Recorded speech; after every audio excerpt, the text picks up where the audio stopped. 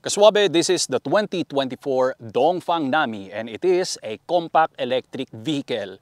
Kung i-check mong mabuti ang kanyang dimension, it's like a 5-door Mini Cooper that is very fun to drive and yet efficient pa rin siya, kaswabe. So bagay na bagay ito pagdating nga pala sa mga city driving natin and even long drives kasi meron naman tayong 17-inch wheels and ang kanyang max cargo space aabot ka nga pala dito ng 1,000 liters and higit pa sa lahat, ang pinrioritize talaga nila ay yung pagkakaroon ng malayong range over the high-speed performance. So perfect nga pala ito para sa mga young adults natin and young professionals. So on this video, kaswabe, i-check natin kung ano ang mga quirky features and mga swabe cool details. Kaya sit back and relax. Kaswabe, let's begin.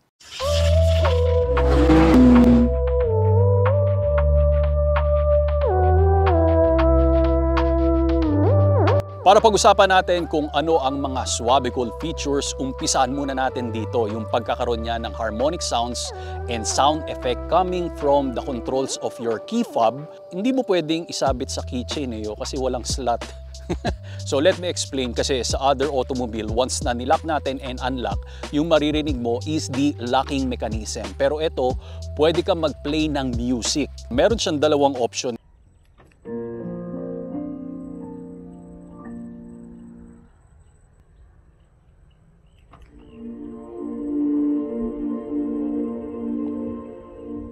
So para sa akin, medyo kakaiba ito.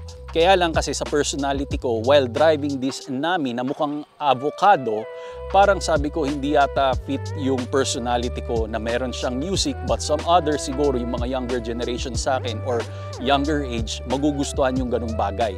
Then, meron pa siyang maganda na feature kasi while nag-park ka, syempre minsan dumarating yung time na nalilito tayo, although sa ibang mga sasakyan naman, pwede natin i-turn yung lights or yung mga turn markers para makita mo pag nagkaroon siya ng reflection na, uy, nandun pala yung sasakyan ko. Pero ito, again, pwede siyang mag-play ng music using its radio. Kung hindi ako nagkakamali, tutugtog siya. Siyempre, kung saan nanggagaling yung music, gagamitin na lang natin ang ating hearing senses. So, ganun siya kalupit. Pwede mo naman siyang i-turn on or i-turn off. Depende kung ano ang iyong trip. Up next, kaswabe, yung pagkakaroon niya ng approach, auto unlock, and walk away, auto lock, or walk out, auto lock. Kasi ganito yan, this is our door panel. Ngayon nakalock siya. Concealed yung mga door opening handles. Once na in-unlock natin, kunwari nag-walk away tayo, ayan o, litaw na litaw, di ba? Kitang-kita ngayon na naka-unlock yung Dongfang Nami natin. So pag-ingatan nyo na lang na pag iniwan natin ang ating kotse, make sure na nakalock yan. Ang brilliant idea pa rito, once na yung window nakalimutan mong i-fully up, tapos iiwanan mo na siya, siyempre, pag na-detect nyo yung key fob, magkakaroon siya ng response na, uy, nagkaroon ng walkaway si bossing. Automatic niyang i-auto up yung windows natin kasabay ng pagsara ng mga locking mechanism natin dito, which is sa other automobile, pag naiwan mo yung bintana, wala na. Mag-pray ka na lang na hindi yan pinansin at walang kinuha sa loob doon sa ating kotse. Here up front naman, kaswabe, ang design cues natin is very clean, minimal, and futuristic. Actually, it starts with this triangular LED DRL that goes around dito sa ilalim ng ating bonnet. So honeycomb grills yung nasa baba natin and increased ground height nga pala. Ito nakakatuwa kasi para kang nagmamaneho ng SUV, so hindi ka matatakot lusubin kung ano man yung mga kalsada ng mga elevated. Umaabot ito sa tingin ko lang based on my visuals, nasa 9 to 10 inches. Ganun siya kataas. Yung wheels naman natin, it is 215, 55 yung sidewall and R17. As I mentioned a while ago, kaswabe, doon nga pala is the triangular LED lights. Sa loob ng housing ng ilaw natin doon, may mga geometric patterns ka ng triangle, which is dito naman, oval yung taillights natin. Sa loob, may mga maliliit rin na detalye. Tatlong kulay to, okay? Black, tapos white yung pinaka-roof natin, pero it starts the separation dito sa side rear panel natin. Andito yung Dongfeng script. So mas pinaganda siya, kung matatandaan nyo, para nga siyang Mini Cooper. So once nabubuksan natin to, yan, hindi lang siya electric tailgate. So kinakailangan i-support mo siya, paangat talaga. You will get here 346 liters of space. Pag pinold down naman natin yung back seat, aabot ka ng 945 liters of space. Wala naman masyadong mga quirky features dito, kundi meron ka lang extra wheel dun sa pinakailalim. So talking about the power specs, this is a 42.3 kilowatt battery. So ang charging niya, meron tayong Type 2, meron rin tayong DC. So 30 to 80%, it will take you 30 minutes lang para doon sa kanyang fast charging. Pero in my own experience, syempre wala naman ako fast charging. Sa condo ko nakatira dito sa Manila. So I have to go to the mall sa Trinoma, doon sa province namin.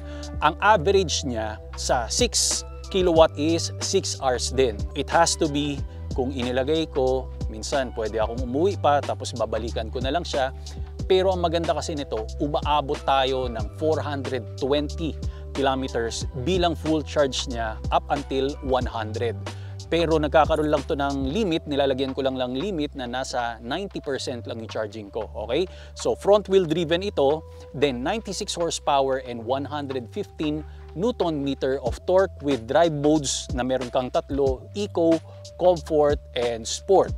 So yung test drive impression, doon na lang natin mamaya pag-uusapan yan. Introducing Autosport. Kaswabe, this one is the world's most innovative mobility scooter that we can get para sa ating lifestyle and sa mga kababayan natin na PWD. Madali lang to. Comes with 2 separate parts na pwede mong gawing trolley at the same time.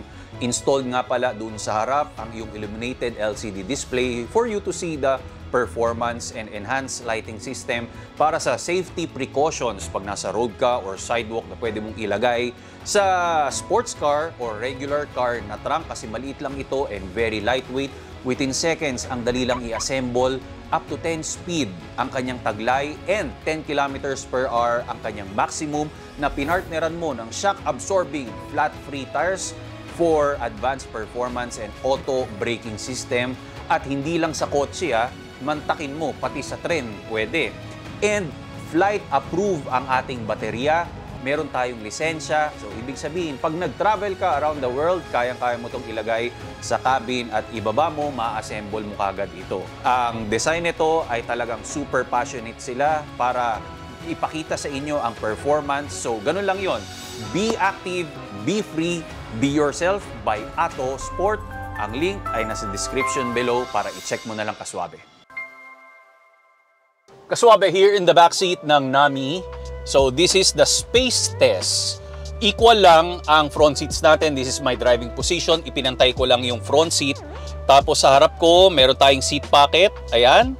This is my legroom. Generous naman ang space kahit compact or small car ang dala-dala natin. This is the roof liner. My height is 5'10 and a half.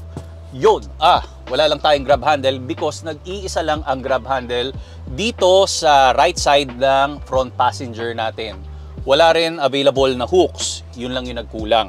Sa sidings naman, kahit papano, this is premium touch kasi continuation talaga siya magmula dun sa dashboard, dito sa front passenger door natin, and dito meron kang white stitching and semi-quilted ang pinaka-design niya, brushed aluminum ang door release handle, and floating switch for our frameless na window type.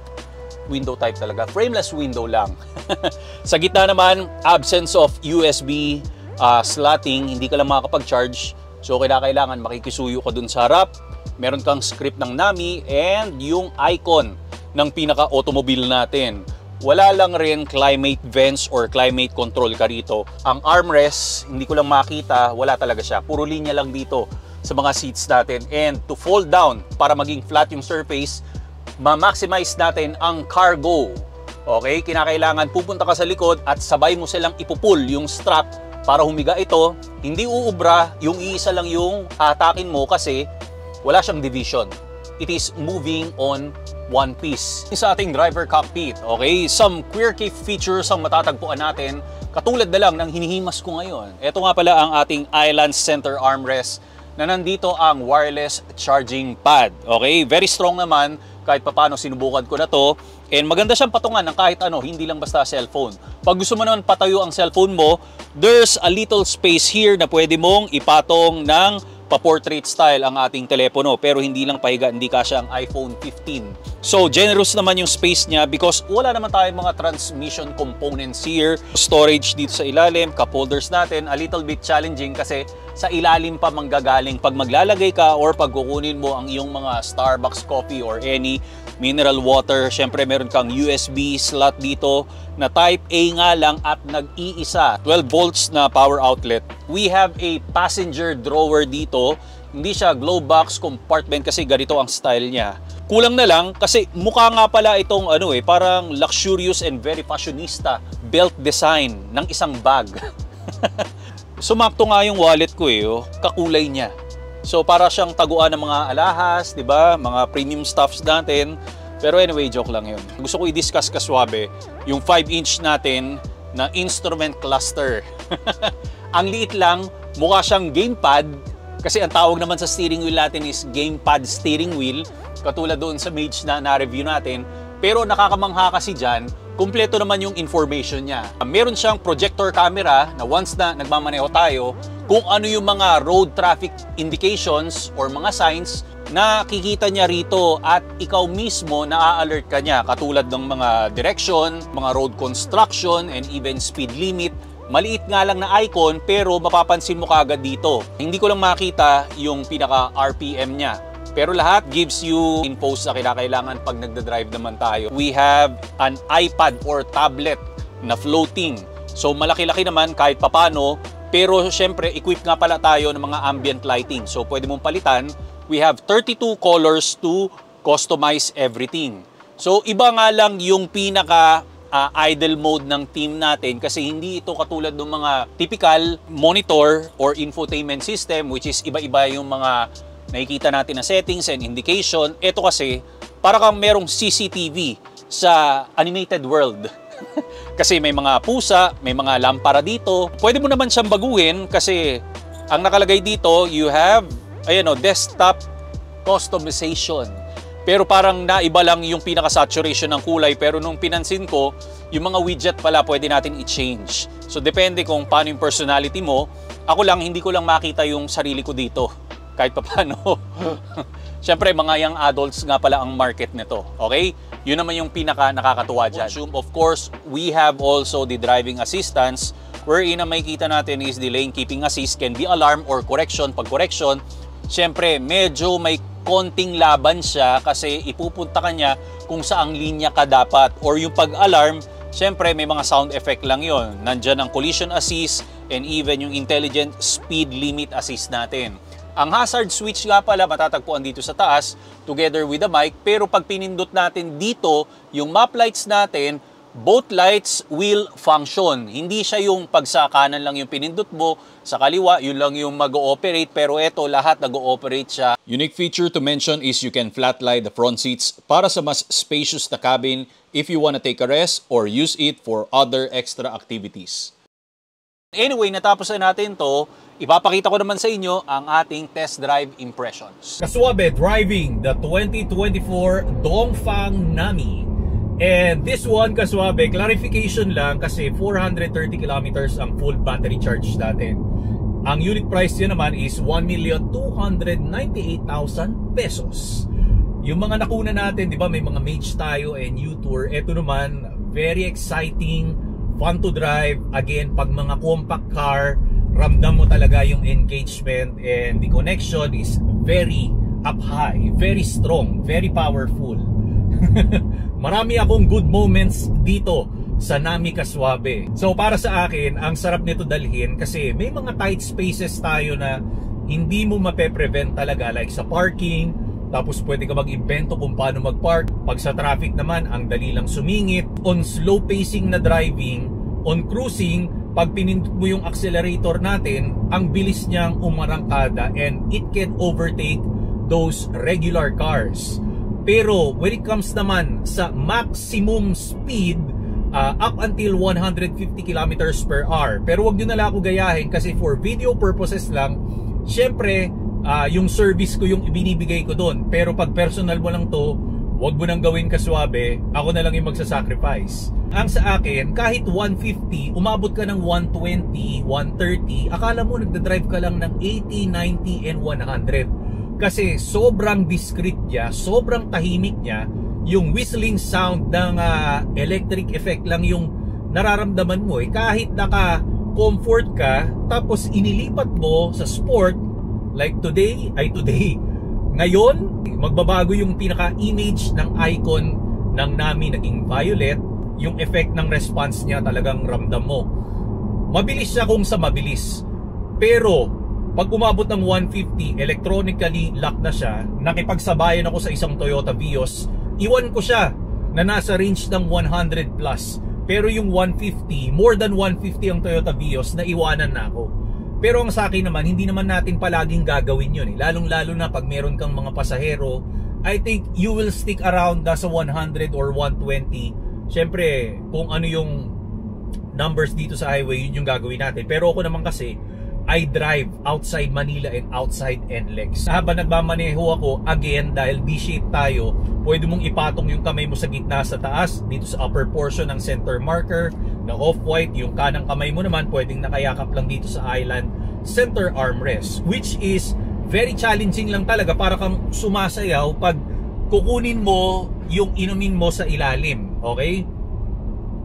Yun lang yun. Para ka nagko-crossover na dribble. Sa range naman, nagkaroon lang ako ng konting anxiety kasi pag kagaling ko sa Subic, nag-full charge ako, pumunta ako ng Manila, dire-diretso hanggang Cavite City Hall. Then I'm planning syempre para makauwi ng Quezon City. Kaya lang, pag electric car, ngayon ko lang na-experience na calculated mo talaga kung hanggang saan ka aabot. Nagkamali pa ako sa exit ng NAIA. Dapat ako lalabas. Lumagpas ako sa NAIA dahil merong division doon ng mga cone. Hindi na ako makasingit. Talagang pinagpapawisan ako, kinakabahan ako. Sabi ko, pag naubusan ako nito, itotow na lang ba to? Kasi ano na 180 kilometers ako noon. Then ang traffic pa maghapon. Then nadagdagan pa ako ng minus sa range ko. Ang hirap naman nun, pupunta lang ako para sa trabaho sa Cavite City Hall. May last day of movie shoot kami and celebration. Then hindi ko naman kayang mag-antay doon ng 3 hours or 2 hours. Tapos ang problem, nung nasa Cavite City Hall na ako on the way, naghahanap na yung mata ko ng mga charging station, which is syempre hindi pa lahat equipped ng charging station sa ibang lugar. More on Manila, syempre sa mga malls, condominium yung tinitirahan ko, so wala akong kabitan ng charger nito. And yun lang, doon lang ako nagkaroon ng range anxiety. So para sa akin, kung hindi mo pa kayang maging precise and specific sa milyahe natin, this one is very good as a substitute car. Kailangan meron pa tayong combustion engine na sasakyan na anytime, pag alam mong yung range mo mawawala na, makakapag-gasolina ka lang kahit anong brand, kahit saan dyan, gagana naman. Pero pag electric car kasi, meron naman ako application, pero ang alam ko lahat nasa bandang Metro Manila yan, doon sa Cavite. Ayoko naman mag-sacrifice sa pupuntahan ko lang para, alam mo yun, mag-charge. Ang pinangarap ko na lang basta makauwi ako. Glad to say, umabot naman ako sa bahay ng nasa 60 or 70 kilometers. Tapos yung baterya ko naghalos 20% na lang. Usually pag-charge ng battery, dapat wag mong ilalagay sa minimum of 20% para mas ma-prolong pa yung life niya. And wag mo rin isasagad palagi ng 100%. Para sa akin, yun yung yung naranasan ko. Ngayon ang traffic naman dito sa heading Manila, babalik ako, I have 138 kilometers. Ginagawa ko tong drive review natin. Yun lang yung nakakabahala palagi doon. Pero anyway, overall experience is very good. Again, enjoy siya i-drive. Marami ka naman paglalagyan ng mga gamit natin. Ang lalim ng cargo space natin doon. Pwede mo i-tumble down yung seats natin. Maluwag dito. As in, pwede kang humiga sa passenger, sa harap. Very comfy, very competitive. Mukha siyang maliit, pero kasing size siya ng isang Mini Cooper na 5-door. Hindi siya yung parang Yaris or Swift, pero yung korte niya kasi very boxy. Tapos 17-inch yung wheels natin. I like it the most na kahit papaano umabot siya ng 400 kilometers. So that's it, Kaswabe. I hope you like the video, and check nyo na lang ito sa Dongfang na website natin. Ma'am Leia, Ma'am Fat, maraming salamat sa suporta, and sana mahaba pa yung pagtatrabahuhan natin. May mga next upcoming project pa tayo. And si Mr. John Prats, nakita kami ni Direct John Prats sa Rainbow Rumble because meron kaming mga promotion ng OG na mga PBB Season 1 housemate. Okay? So yun lang, follow me on my social media platforms, both Instagram and TikTok. Rico Suave pa rin yung pangalan natin. Go get some merch, subscribe, hit the notification bell para always updated kayo sa mga paparating natin na mga higanting review dito sa channel. God bless, more power and more performance.